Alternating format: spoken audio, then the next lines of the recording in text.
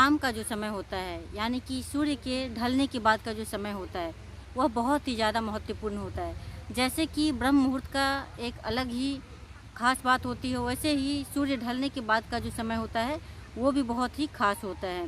शाम का जो समय होता है यानी कि सूर्य के ढलने के बाद का जो समय होता है वह बहुत ही ज़्यादा महत्वपूर्ण होता है, बहुत ख़ास होता है।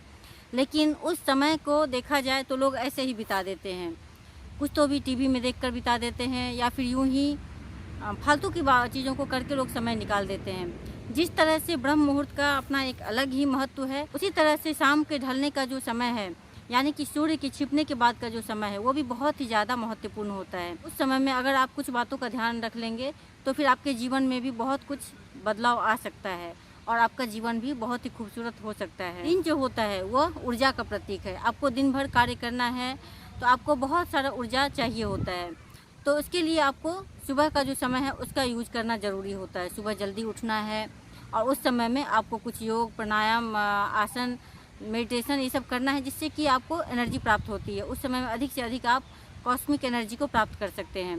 लेकिन जो शाम का समय होता है वो समय होता है विश्राम का समय, शांति का समय।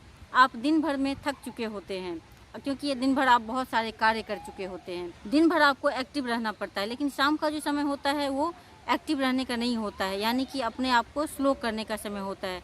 क्योंकि शाम का जो समय होता है वो विश्राम करने का समय होता है और शांति का समय होता है।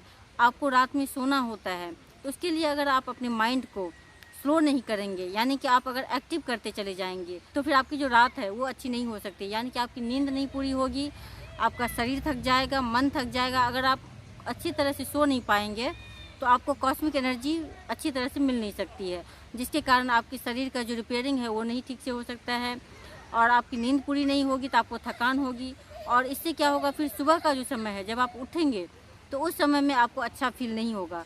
तो इसीलिए कोशिश करनी चाहिए कि जैसे ही शाम ढले उस समय में ईश्वर को धन्यवाद कीजिए, अपने माइंड को स्लो करते जाइए और कुछ भी ऐसा मत देखिए जिससे कि आपका माइंड जो है एक्टिव हो जाए, क्योंकि माइंड को आपको स्लो करना है। जब आप सोने जाते हैं और बहुत सारे विचारों के साथ में आप सो जाते हैं तो इससे क्या होता है, आपका जो थॉट्स है वो चलता ही रहता है और दिन भर का जो भी कुछ हुआ अगर आप उसे लेकर रात में सो जाते हैं तो इससे आपकी नींद अच्छी नहीं हो सकती है, क्योंकि रात भर आपके दिमाग में वही चलता रहेगा।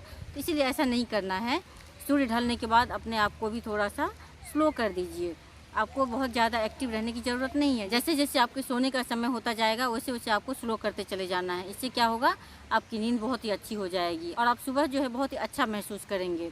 तो इसके लिए ज़रूरी है कि आप शाम का जो समय है थोड़ा खुद को स्लो कर लीजिए। भोजन आप जल्दी कर लीजिए, क्योंकि सूर्य ढलने के बाद भोजन करना अच्छा नहीं होता है।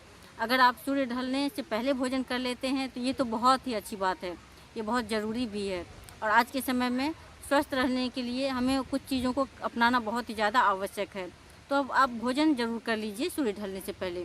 दूसरा है कि आप थोड़े ढीले ढाले कपड़े पहन लीजिए, बहुत ज़्यादा टाइट कपड़ा पहनकर नहीं सोना है। इससे क्या होता है कि आपका जो स्किन है वो सांस नहीं ले पाता है। हमारे स्किन को भी सांसों की आवश्यकता होती है। जब आप बेड पे जाते हैं तो थोड़े मेडिटेशन कर लीजिए, ईश्वर को धन्यवाद कर दीजिए, फिर उसके बाद सोइए। धीरे धीरे देखेंगे कि आपकी जो नींद है बहुत ही अच्छी क्वालिटी की हो जाएगी और आप बहुत ही अच्छी तरीके से सुबह उठेंगे, आपको अलार्म की भी आवश्यकता नहीं होगी। तो इस तरह से आप अपने जो शाम का जो समय है यानी कि सूर्य के छिपने का बाद का जो समय है उसे आप बहुत ही अच्छी तरह से यूज कर सकते हैं और जीवन में एक अलग ही बदलाव आप देख सकते हैं। आप इसे करके देखिए और इससे देखिए कि आपका जीवन कितना सुंदर होता चला जाएगा। धन्यवाद।